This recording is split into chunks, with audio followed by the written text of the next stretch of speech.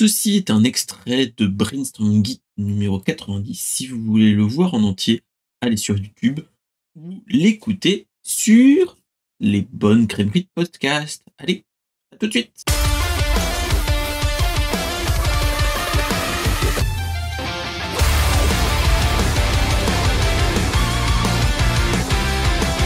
Le MWC et toutes les tendances qu'on a vues au MWC.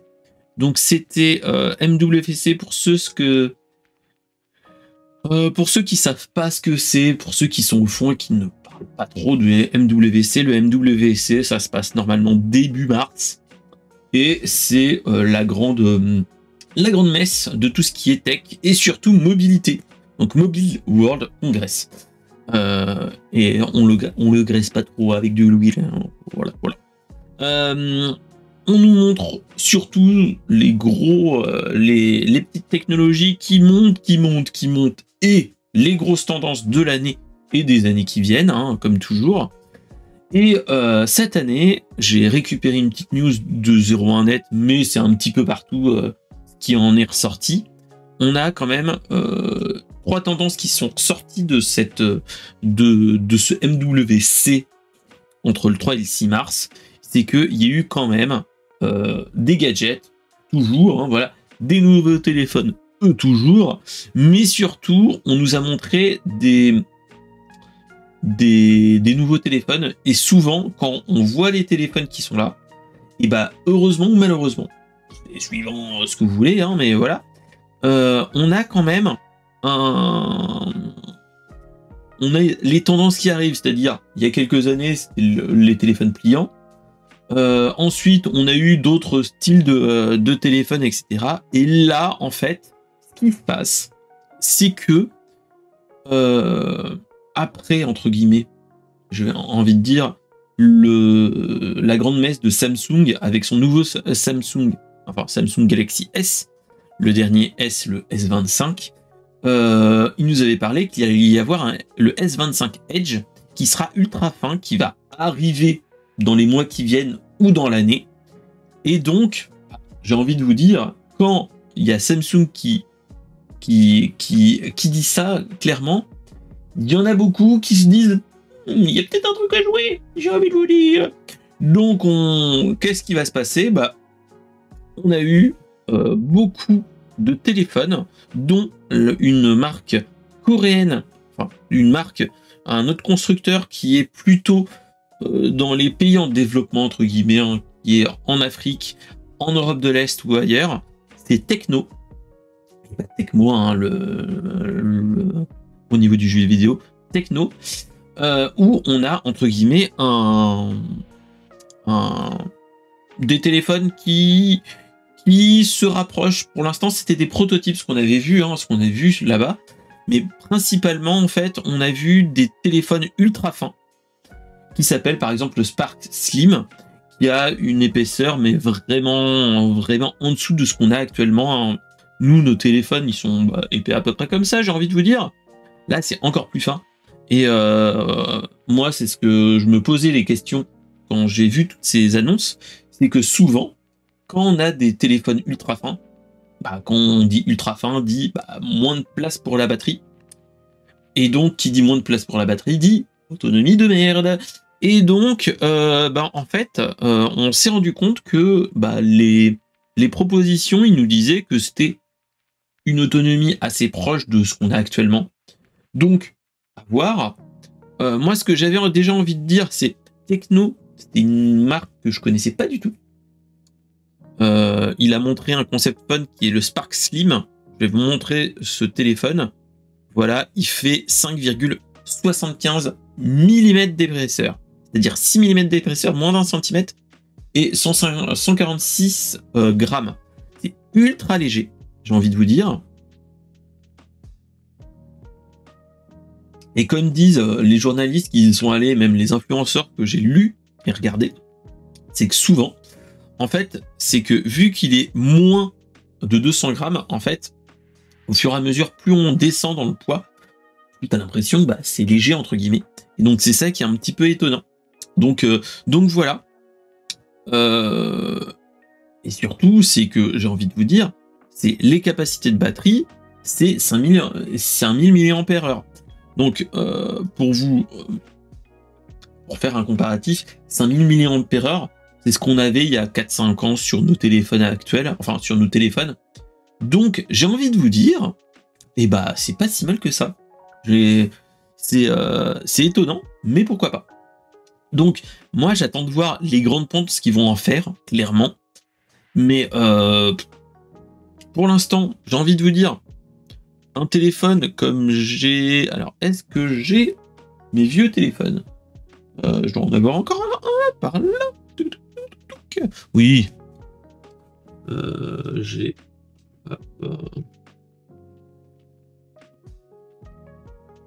j'ai même un Wiko de ma nièce. Moi, je trouve que déjà, ça, c'est pas mal. On est vraiment dans la bonne épaisseur. Ça, c'est un entrée de gamme. C'est un Wiko. C'est un vieux Wiko que ma nièce a cassé.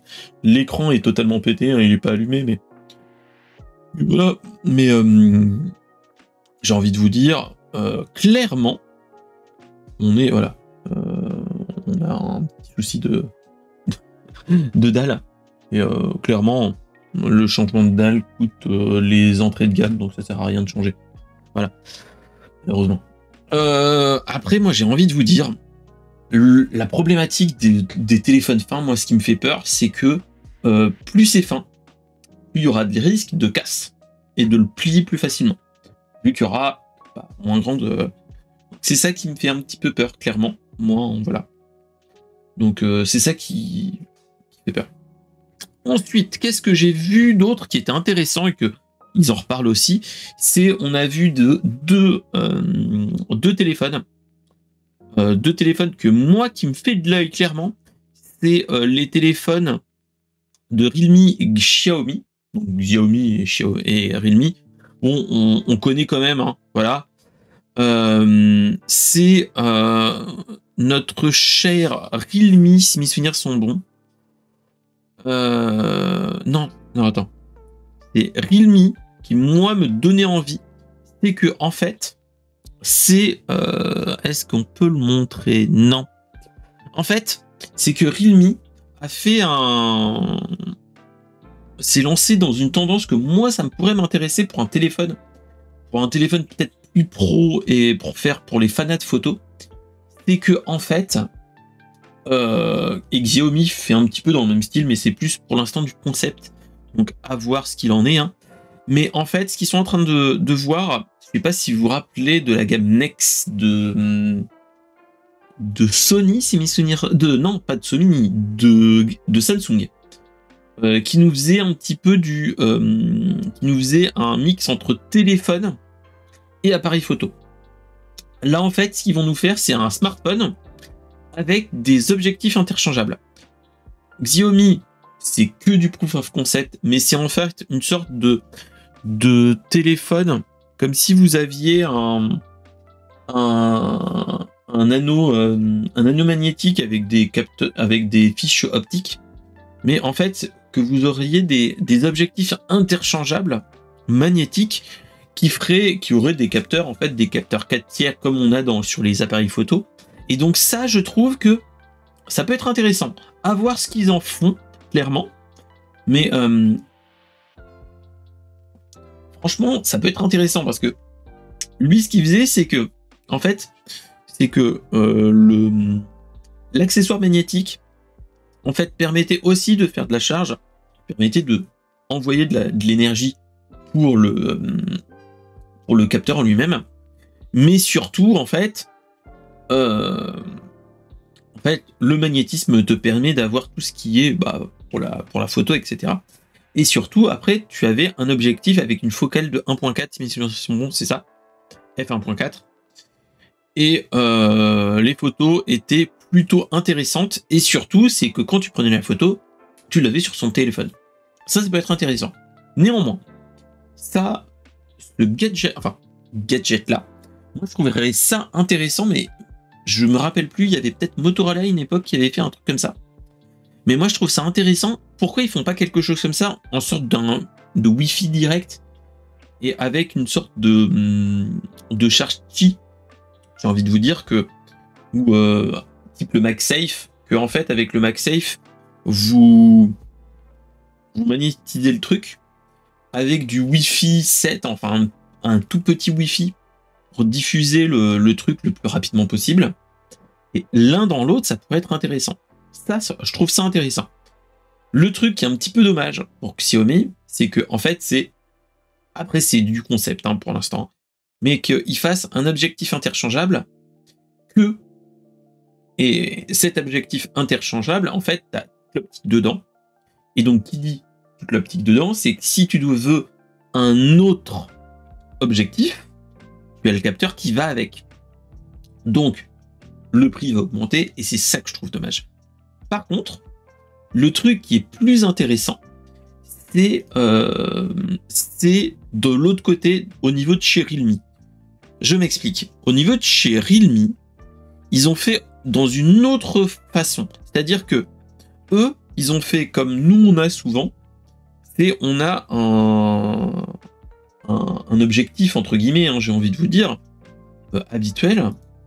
Et cet objectif, il n'a pas de zoom optique. Clairement, il est trop petit pour avoir de très bons zooms optiques.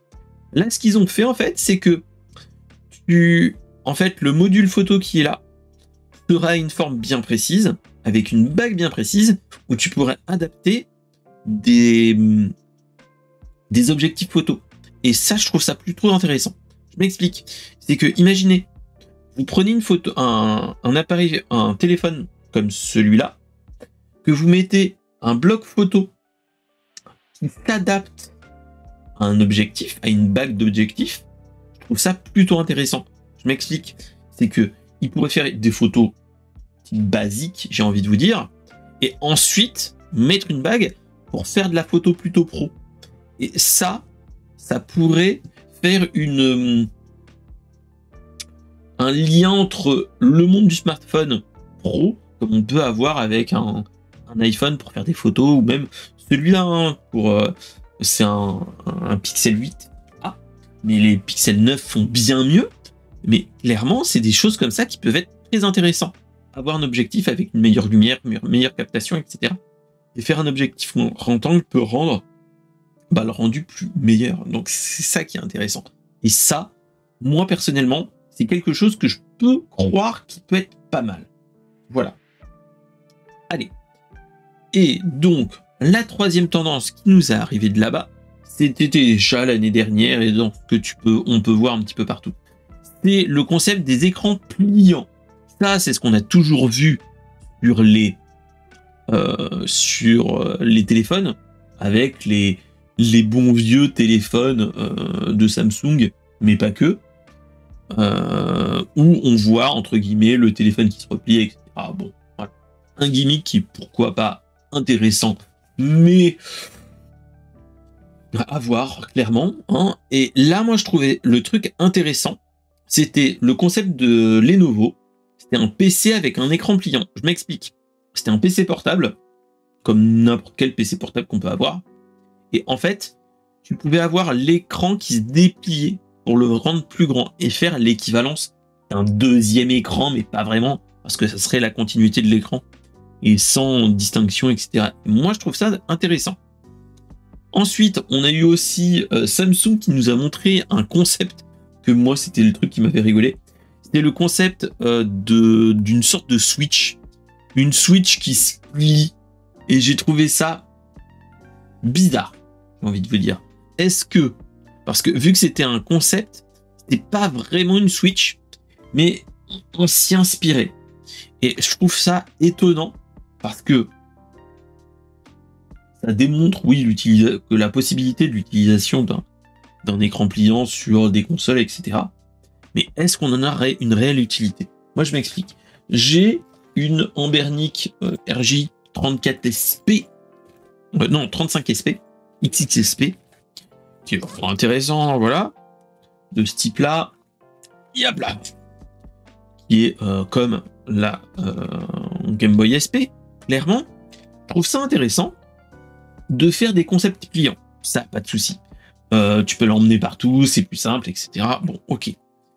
L'écran pliant, pourquoi pas dans cette application-là, mais ils ont fait un truc bizarroïde avec avec des sticks en fait qui sont proéminents comme une n'importe quelle manette qu'on peut avoir, hein, voilà, de ce type-là, clairement. Et moi, le truc que j'ai trouvé dommage dans ce truc-là, c'est qu'ils te font ces choses-là, pourquoi pas, mais ils font des trous à travers, etc. pour pouvoir, voilà. Pourquoi ils font pas ils essayent pas de développer des sticks de meilleure qualité, mais avec un empiètement bien moindre que ça. C'est ça que je trouve dommage. Ils auraient pu faire quelque chose, hein, mais voilà. Donc c'était une petite, les petites choses comme ça, et surtout c'était aussi pour montrer l'écran avec une charnière du haut que moi je trouvais ça intéressant. Ça pourrait être pas mal. Peut-être pas pour une utilisation basique ou un PC portable basique, j'ai envie de vous dire, mais moi je le vois plus pour une utilisation type commercial, où tu as un commercial qui a un écran qui peut se replier, etc., ou même s'enrouler, mais pliant, et que en fait il montre un visuel à l'acheteur, et l'autre montre autre chose, entre guillemets. Et je trouve ça intéressant, ça. Mais là, ça fait une dalle verticale de 18 pouces, etc. Ok, tout en restant petit. Ok, pourquoi pas, mais je trouve ça pas pour le commun des mortels, en fait. C'est ça qui est intéressant. Après, pourquoi pas, même, tiens, j'y pense que maintenant, mais imaginez ça pour un streamer, où tu as un jeu, le parti du jeu, et au-dessus, vous avez le jeu, la chatroom ou OBS au-dessus, comme là. Et là, je trouve ça intéressant. Mais ouais. Donc, à voir, clairement. Mais on verra bien. Et même, ça peut être dans l'autre sens, j'ai envie de vous dire, une charnière qui fait, au lieu de remonter comme ça, qui s'ouvre comme ça, en fait que tu puisses refermer comme un PC portable, et en fait que tu puisses le rouvrir dans un autre sens pour faire un double écran basique, mais ça pourrait être pas mal. Donc voilà. Donc, si vous considérez que cette vidéo aide et permet de s'informer, etc., n'hésitez pas à commenter, à mettre le pouce en l'air, et surtout, partagez avec tout le monde. Allez, salut!